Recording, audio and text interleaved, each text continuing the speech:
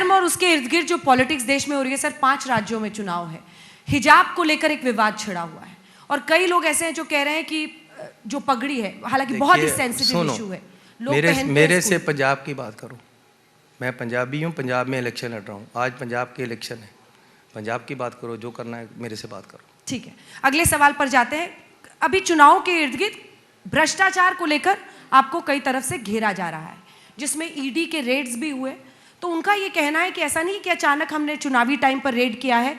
Rohan police station SBS नगर पंजाब में पहले से ही FIR रजिस्टर्ड थी, जिसकी वजह से आपके नेफ्यू जो है भूपिंदर सिंह, वहां से 10 करोड़ रुपए, ईडी का स्टेटमेंट मैं पढ़ रही थी सर, 10 करोड़ का कैश मिला है। इस पर आपका क्या जवाब है? 4 साल पहले का केस है, मैं तो मुख्यमंत्री नहीं था, उसमें उस लड़के का नाम भी नहीं है, फिर भी आपने पकड़ा तो उसको फांसी पे लगा दो ना, जिससे पैसे मिले उसको पकड़ो, मेरा नाम क्यों लगाते हो? अभी आम आदमी वाले फोटो उन पैसों की यार साथ में नाम मेरा लगा देते, मेरा क्या लेना देना है? अब केजरीवाल ने कल यहाँ बैठ के बड़ा प्यार से बयान दे दिया, चन्नी का नाम लिया है। अरे चन्नी के लिए तो सब कुछ कर रहे हैं, सारे जने मार रहे हैं, चन्नी को मारना चाहते हैं। अगर मेरा कहीं भी नाम होता आज तक तो फांसी लगा दी तक, चौक में खड़ा करके बेच देते मेरे ये लोग। मेरे खिलाफ इनके पास कुछ नहीं है सवाए झूठ के, बोलो जितना बोलना है, पंजाब के लोग मानते ही नहीं है। तो भूपिंदर सिंह के घर से जो कैश बरामद हुआ, अरे किसी के घर से हुआ उसको फांसी पे लगाओ ना, 7 दिन पुलिस में रिमांड में रखा है, मेरा नाम है कहीं? उसको तसीहे दिए, सब कुछ दिए, मेरा नाम है कहीं? केजरीवाल से कहने से सब कुछ वो नहीं हो जाएगा। कल को मेरे से माफ़ी मांग लेगा, पहले मजीठिया से मांगी थी, उससे पहले जेतली से मांगी थी, उससे पहले गडकरी साहब से मांगी थी। इनको आदत है झूठ बोलना और बाद में इलेक्शन के बाद में माफ़ी मांग लेना। क्या इखलाक है, क्या मुख्यमंत्री है ये? ड्रामा है टोटल, मकार लोग हैं, पटे हुए कपड़े पाकर आते हैं, पहले सबसे बड़े होटल में रहते हैं, नीचे उतरकर 3 व्हीलर में बैठ जाते हैं। कहाँ बैठ जाते हैं? 3 व्हीलर में ड्रामे करते हैं। अरे अमृतसर जलंधर में जो सबसे बड़ा और महंगा होटल है, वहाँ ये लोग रहते हैं। जो चंडीगढ़ का सबसे बड़ा होटल है, पूरी नजर रख रहे हैं कहाँ रह रहे हैं वो? मैं नहीं नजर रखता हूँ, कौन नहीं जानता कि ये सबसे बड़े होटल में रहते हैं पंजाब में आकर, और नीचे उतरते हैं लोगों को दिखाने के लिए 3 व्हीलर में बैठते हैं, और पहले से प्लांट होता है कि एक 3 व्हीलर वाले के घर में जाकर खाना खाना है। अरे क्या ड्रामे करते हो आप? आप असल में ईमानदार और नेक नीति से अगर गरीब की मदद करना चाहते हो तो करो ना। दिल्ली में औरतों को 1000 रुपया दो ना आप, दिल्ली में आप किसानों को बिजली फ्री करो ना। वहाँ के किसान नहीं है क्या? वहाँ खेत में फसल नहीं उगती, वहाँ पानी नहीं लगता, उनको दो फ्री बिजली। यहाँ आकर बवाल खड़ा करना है और ये करेंगे वो करेंगे। पंजाब ऐसे बंजर और किसी की ज़मीन नहीं है, पंजाब सामलाट ज़मीन है जो आकर कब्जा कर लेंगे बाहर से आकर। कैसे करने देंगे पंजाब वाले इसको कब्जा? ये तूफान जैसे बात को खड़ी करते हैं और थोड़ी सी बारिश होती है सब ऐसे बैठ जाते हैं। पिछली बार भी 100 सीटें आएंगी हमारी, 20 आई, 20 में से 10 भाग गए। इस बार तो 100 भी नहीं बोलते, इस बार तो 60 ही बोलते हैं, तो 5 ही आएंगी, वो भी शायद आ जाएं। खुद कुछ इन्होंने खुद हरा देनी है कि ये ना CM बन जाए। भगवंत मान कहता है ये सुनाम बाड़ा ना बन जाए, सुनाम बाड़ा कहता है मैं दूसरे को जीतने नहीं देना। ये सब एक दूसरे को हरा हरू कर 5-7 पे आ जाएंगे। ऐसे ही होगा, आप देख लेना।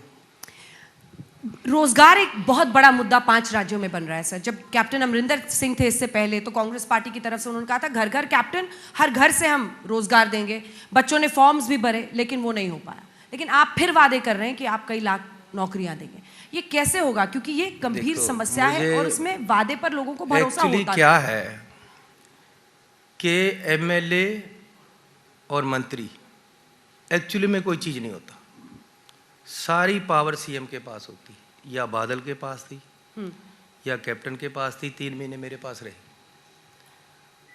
CM की बिल पावर चलती है, तो मेरी बिल पावर चलेगी तो पहली सिग्नेचर 1 लाख नौकरी पे करूंगा। 1 लाख नौकरी? और मैं आपको बता देता हूँ ये सरकारी नौकरियां होंगी सारी। कौन आम आदमी पार्टी है, कौन कांग्रेस है, कौन अकाली है, ये अब तय नहीं होना है। अब तय होना है CM कौन बनेगा। भगवंत मान बनेगा, सुखबीर बादल बनेगा, या चन्नी बनेगा, या कोई BJP वाला नाम लेकर आएंगे। अब चेहरों पे लड़ाई है, क्योंकि अल्टीमेटली हम 4 साल लड़ते रहे, कैप्टन ने नहीं किए जो काम हम चाहते थे, क्योंकि ओवरऑल पावर सीएम के हाथ में होती। तो ओवरऑल पावर जिसके पास रहनी तो उसको चुनना है लोगों ने।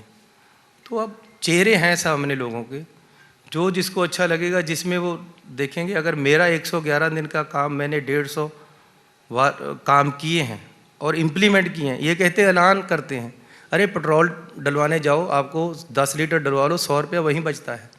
बिजली के बिल माफ़ हुए हैं, बिल जाकर देखो 3 रुपये कम हो गया, अब बिजली के बिल कम आ रहे हैं।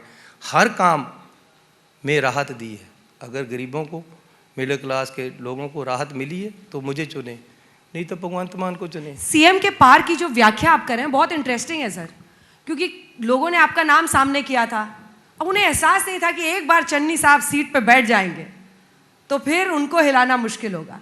अब देखिए, एक वक्त पर तो पता क्या है, सिद्धू जी से लेकर सब आप ही का नाम आगे कर रहे थे, फिर वही सारे अड़ गए। क्या एक वजह ये भी है, दलित सीएम के तौर पर आपको प्रोजेक्ट किया गया, आप बैठे हुए हैं कुर्सी पर और उसी की वजह से अब आपको हिला पाना बहुत मुश्किल होगा?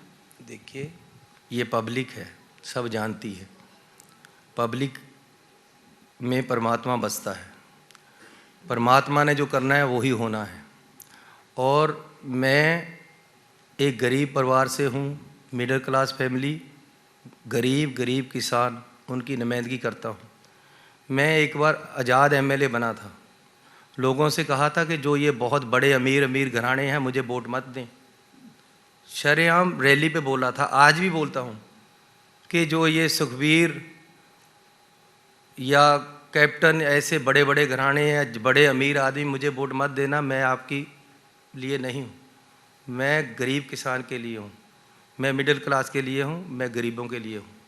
मुझे तुम ही वोट दो, मैं तुम्हारे साथ रहूँगा और तुम्हारे काम ही करूँगा, और हर गरीब को आगे लेकर जाना मेरी जिम्मेवारी है। आटा दाल से नहीं होगा, ये शिक्षा से होगा, ये उनको हेल्थ देनी पड़ेगी, रोज़गार देना पड़ेगा, वो मेरी जिम्मेवारी।